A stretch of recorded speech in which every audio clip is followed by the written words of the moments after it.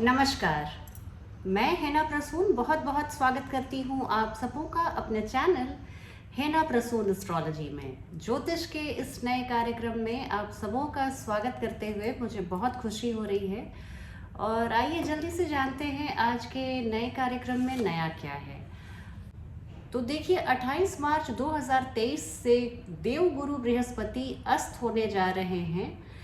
आकाश में ये कोई ग्रह अस्त कब होता है, ये प्लैनेट के कंबशन की हम बात कर रहे हैं।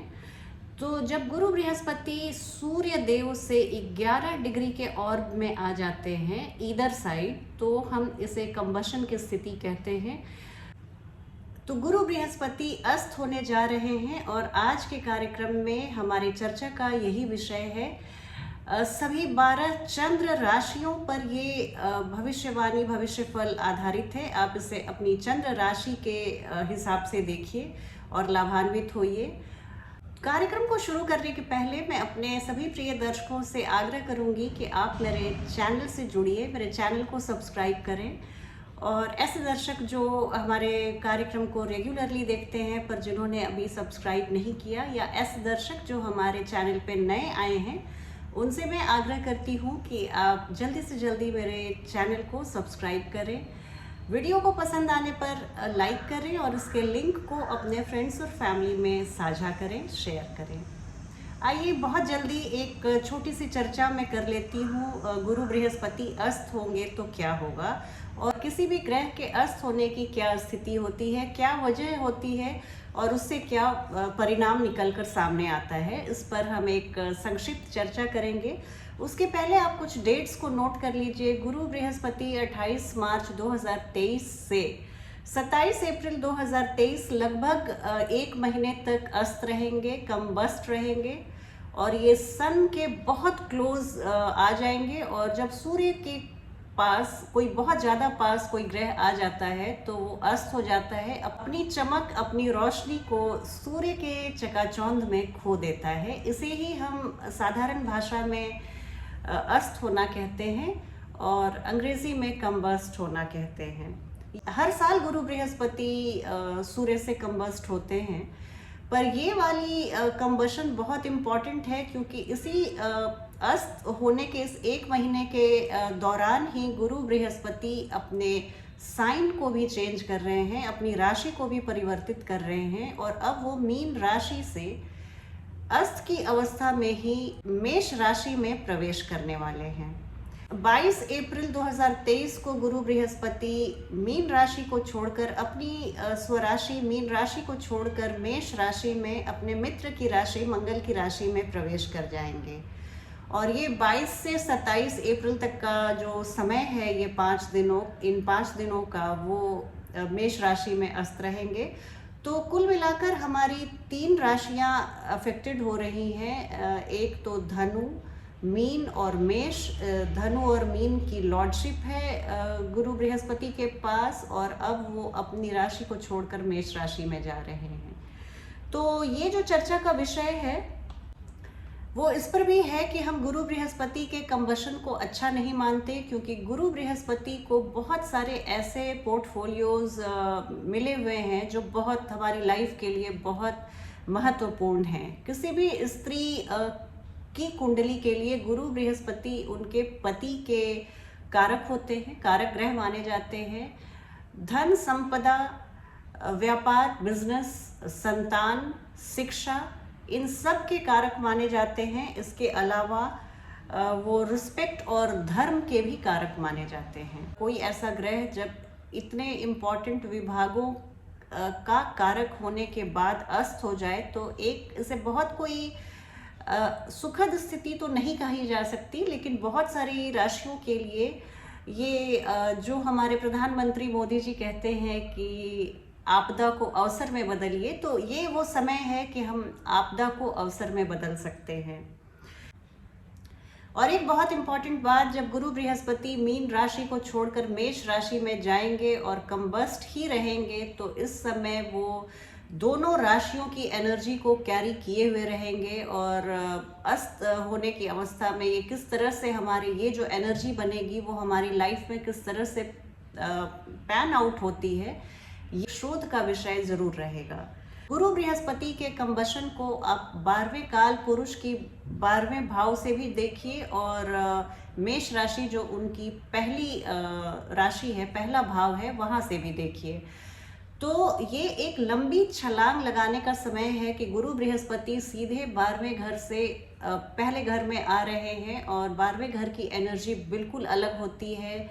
एक अंधेरा सा समुद्री जगह, बहुत एकांत, बहुत चिंतन मनन करने का समय। ये 12वां घर होता है हमारी कुंडली का, और वही पहला घर बिल्कुल जो 12वां घर बहुत मैच्योर, बहुत परिपक्वता लिए हुए होता है, वही पहला भाव मेष राशि बहुत एक बचपना, किशोरावस्था को दिखाता है। बहुत बबलिंग विथ एनर्जी ये हाउस है। इसमें बहुत एंथुजियाज्म, बहुत जोश और उत्साह भरा हुआ रहता है। तो इन दोनों बिल्कुल विपरीत एनर्जियों वाली राशि में गुरु बृहस्पति का ये राशि परिवर्तन होगा।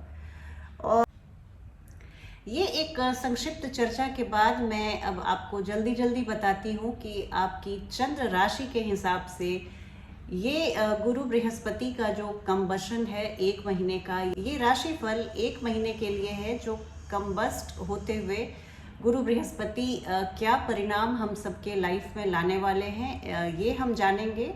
और इसके बाद मैं 22 अप्रैल को होने वाले गुरु बृहस्पति के राशि परिवर्तन पर एक डिटेल्ड वीडियो भी लाऊंगी, जिस पर पूरे साल उनकी जो ये परिभ्रमण रहेगा और उनकी दृष्टियों का लेखा जोखा मैं आपके समक्ष प्रस्तुत करूंगी। उस वीडियो के लिए भी आप इंतज़ार कीजिए, बहुत जल्दी वो भी अपलोड की जाएगी। तो आइए इस चर्चा के बाद बात शुरू करती हूँ मेष राशि के बारे में। अगर आपकी चंद्र राशि मेष है तो देखिए, यहाँ पर आपके चंद्रमा से आप काउंट कीजिएगा, नवम और 12वें भाव के स्वामी होते हैं गुरु बृहस्पति, और भाग्य भाव और द्वादश भाव के स्वामी होकर वो अस्त होने जा रहे हैं। तो यहाँ पर आपको थोड़ी सी भाग्य में कमी की गुंजाइश दिख रही है। ये हो सकता है कि आपके गुरु, आपके पिता, आपके मेंटर, इन सबों से आपकी कुछ मनमुटाव हो जाए, जो कि एक दुखद स्थिति कही जाएगी। आप अपने वाणी पर बिल्कुल नियंत्रण रखिएगा, सोच समझकर बोलिएगा, बहुत सारे फिल्टर को लगाइएगा वॉइस में, और उसके बाद ही आप बोलिएगा, 100 बार सोच के बोलिएगा। लंबी दूरी की यात्रा, धर्म स्थानों की यात्रा, विदेशी भूमि में पढ़ने का सपना, विदेशी भूमि में पर्यटक के तौर पर घूमने का सपना, थोड़े समय के लिए ये मुझे लग रहा है स्टॉल्ड हो सकता है, थोड़े समय के लिए बाधित हो सकता है। ये अस्त वाली स्थिति में गुरु बृहस्पति आपको उतना सपोर्ट नहीं कर पाएंगे। तो 9th हाउस से जितने भी रिलेटेड मुद्दे हैं उसमें आपको थोड़ी सी इनऑर्डिनेट डिलेज और फ्रस्ट्रेशन का सामना करना पड़ सकता है। इसके अलावा मैं देख रही हूँ कि 12वें भाव की भी जो एनर्जी है, ये देखिए एक बहुत अच्छी बात है यहाँ पर मेष राशि वाले लोगों के लिए। 12वें भाव में गुरु बृहस्पति 12वें भाव में ही अस्त हुए हैं। तो मेष राशि वाले लोगों के लिए एक बहुत अच्छी बात है कि उन्हें अनावश्यक खर्चों पर लगाम लगेगी। वो चाह के भी फिजूल खर्च नहीं कर पाएंगे। परिस्थितियाँ ऐसी आएंगी कि उन्हें धन संचय करना ही पड़ेगा, जो आपके लिए बहुत अच्छी स्थिति बना रहे हैं। तो ये जो आपदा को अवसर में बदलने वाली बात थी, वो मेष राशि वाले लोगों के लिए अक्षरशः सही उतरती है। और उसके बाद मैं ये भी बताना चाहूँगी कि आप जब 22 अप्रैल को मीन राशि को छोड़कर गुरु बृहस्पति आपके लग्न में आ जाएंगे, तो वो भी आप थोड़ा सा आप अपने स्वास्थ्य का बहुत ध्यान रखिएगा। आपके गुरु बृहस्पति लग्न में आए हैं और अस्त हैं, इतने सारे अच्छे पोर्टफोलियोज़ के ओनर होके वो अस्त हुए हैं।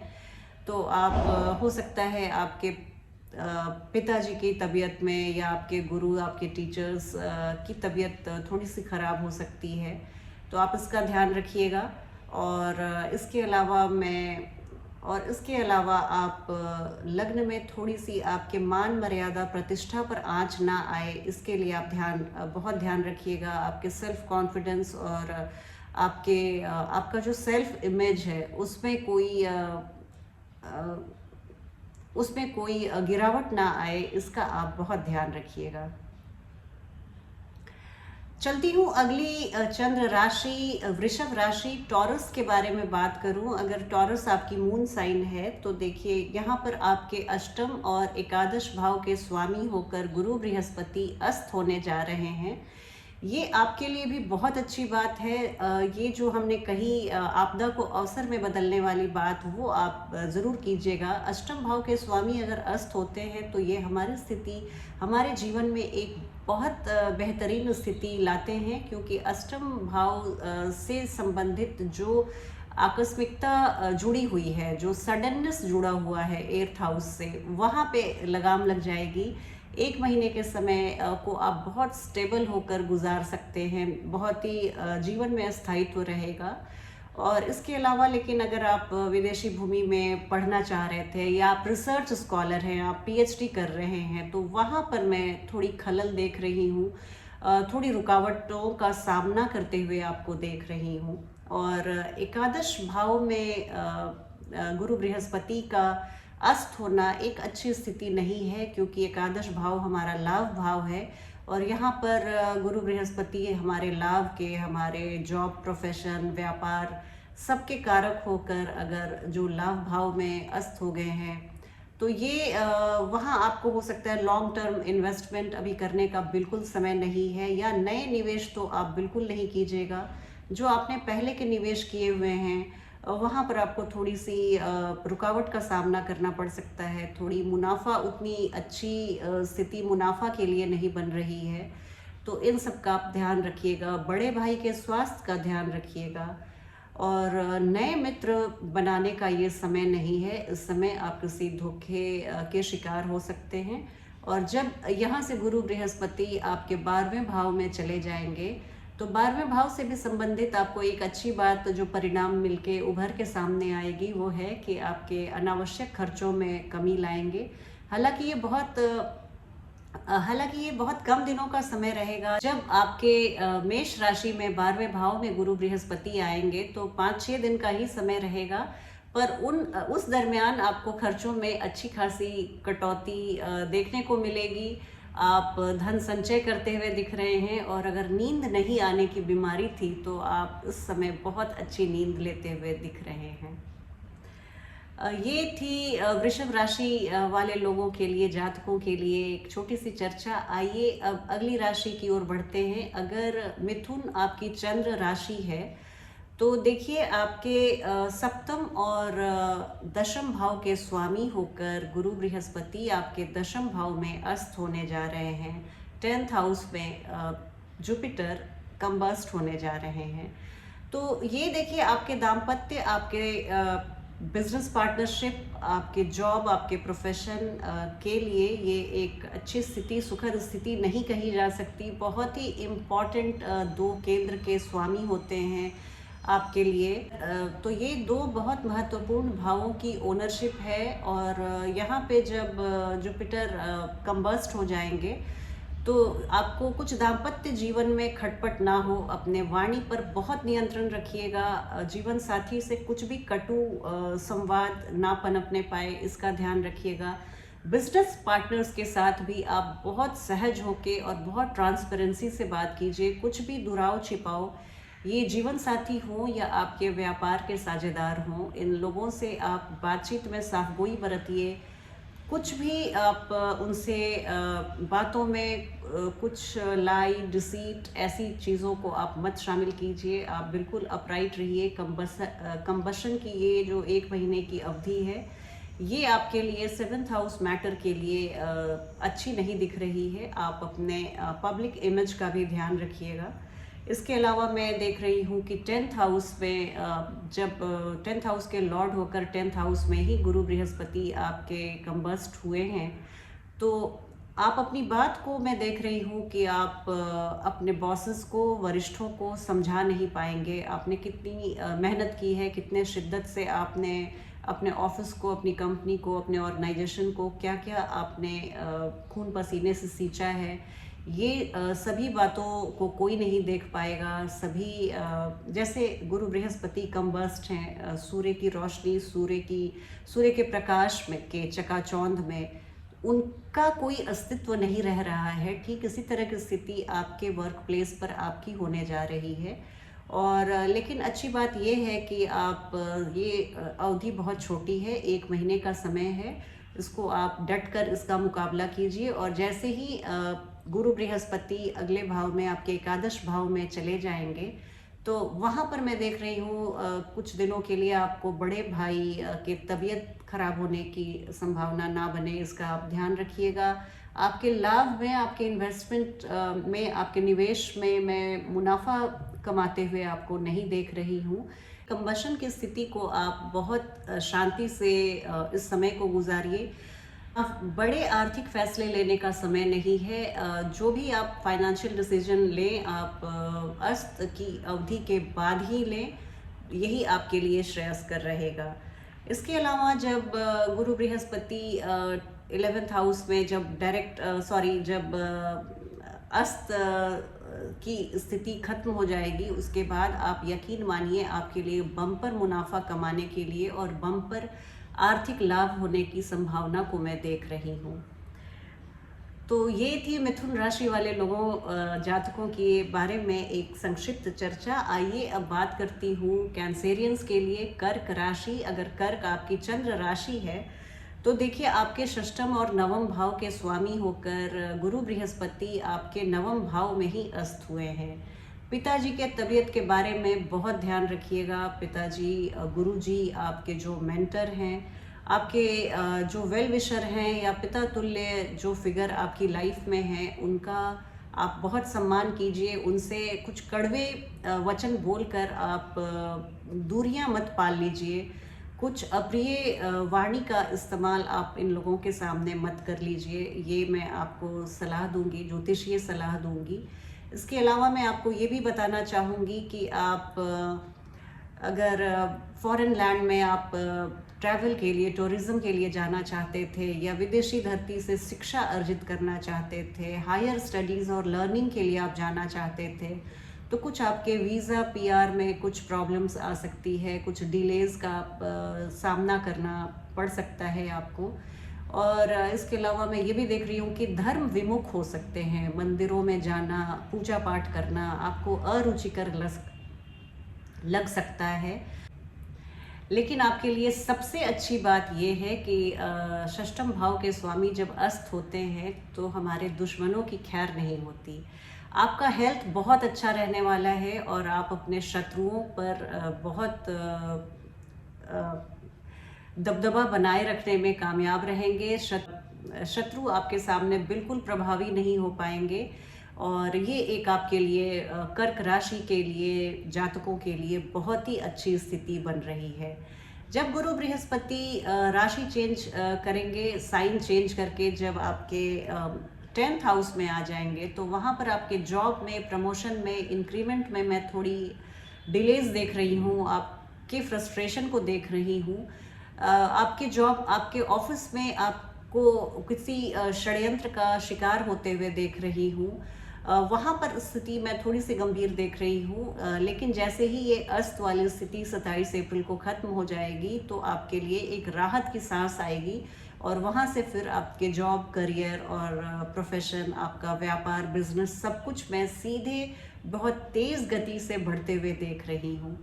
कर्क राशि वाले जातकों के लिए सबसे अच्छी बात, इनके षष्ठम, कर्क राशि वाले जातकों के लिए मैं पुनः दोहरा दूं कि षष्ठम भाव के स्वामी जब अस्त होते हैं तो एक बहुत बेहतरीन स्थिति लाते हैं। आपके स्वास्थ्य में बहुत बढ़ोतरी करते हैं, कोई हेल्थ का इशू नहीं रहेगा और आपके शत्रुओं का नाश होगा। तो ये एक छोटी सी चर्चा थी कर्क राशि वाले जातकों के लिए। कुछ उपाय मैं आपको बता रही हूँ। जब गुरु बृहस्पति, देव गुरु बृहस्पति अस्त हो तो आप ये सभी चंद्र राशियों के लिए लागू है। गाय माता को चने या बेसन या आटे की लोई खिलाएं।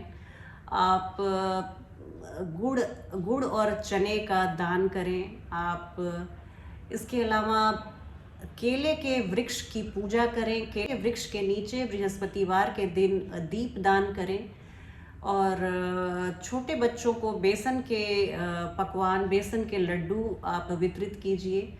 विष्णु सहस्त्र नाम का पाठ कीजिए या आप गायत्री मंत्र का पाठ कीजिए। आपके लिए इन सभी उपायों में से आप जितना कर पाएं उतना अच्छा है। और इन सभी उपायों में से आप 1, 2, 3, 4 जितना कर पाएं बहुत अच्छा है। और आपको गुरु बृहस्पति के अस्त होने के दौरान भी आपको गुरु बृहस्पति का आशीर्वाद हमेशा प्राप्त होता रहेगा। चलती हूँ एक नई वीडियो में, आप सबों से पुनः मुखातिब होंगी। तब तक आप अपना ध्यान रखें।